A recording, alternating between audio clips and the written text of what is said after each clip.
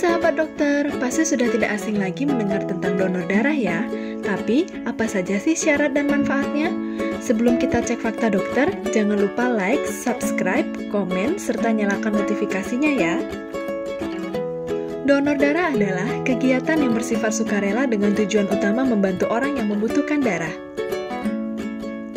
Darah kita terdiri dari cairan plasma dan komponen sel darah seperti sel darah merah, putih, dan trombosit. Donor darah tidak berakibat buruk bagi tubuh.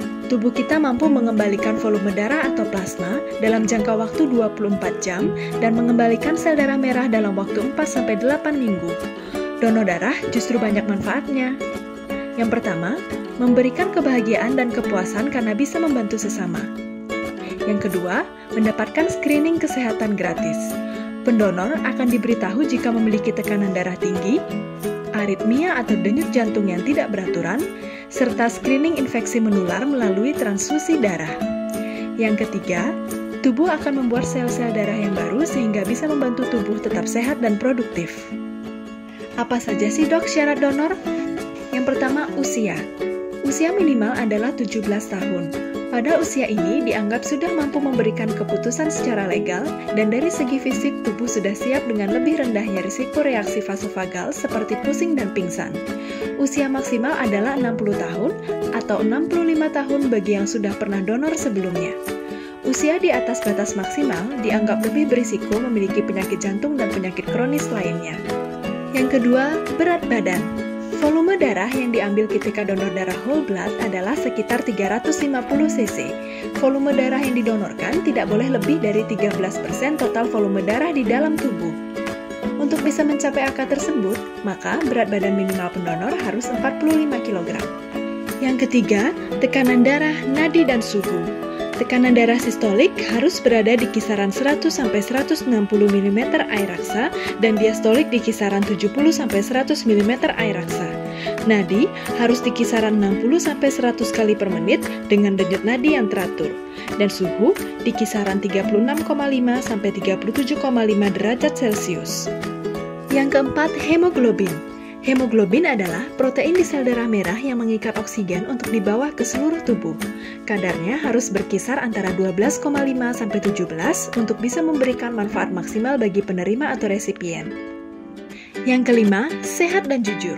Jadi, sahabat dokter harus dalam kondisi sehat saat melakukan donor darah ya.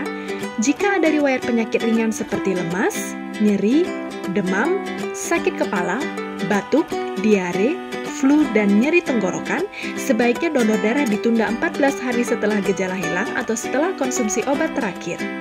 Selain riwayat penyakit ringan, sahabat dokter juga harus jujur kepada dokter mengenai riwayat penyakit dahulu, atau penyakit kronis, atau kondisi medis tertentu yang mengharuskan sahabat dokter untuk mendapatkan obat.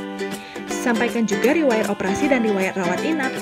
Kejujuranmu akan sangat membantu dokter dalam melakukan screening yang baik untuk menghasilkan produk darah yang aman dan bermanfaat bagi resipien.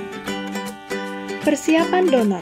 Persiapkan diri dengan baik dengan cara tidur yang cukup kurang lebih 6 jam dan makan makanan yang sehat sebelum donor, yaitu dengan menghindari makanan berlemak karena bisa mempengaruhi kualitas darah. Serta minumlah air minimal 500 cc atau 2 gelas air sebelum donor. Prosedur donor. Yang pertama, tahap registrasi. Isilah dengan jujur formulir dan kuesioner kesehatan. Yang kedua, tahap pemeriksaan. Di sini akan diperiksa berat badan, kadar hemoglobin darah dan golongan darah, serta akan ada wawancara dan pemeriksaan fisik sederhana oleh dokter. Yang ketiga, tahap pengambilan darah donor. Cucilah lengan dengan sabun dan air mengalir, kemudian masuklah ke ruangan pengambilan darah. Prosedur pengambilan darah memakan waktu 10-15 menit. Yang keempat, tahap akhir. Setelah selesai donor, ambillah kartu donor dan vitamin penambah darah. Donor darah dapat dilakukan setiap 12 minggu atau setiap 3 bulan sekali. Ayo donor darah, kita sehat dan mereka selamat. Oh ya sahabat dokter, jika masih ada pertanyaan lainnya mengenai donor darah, boleh tanya di kolom komentar ya. See you!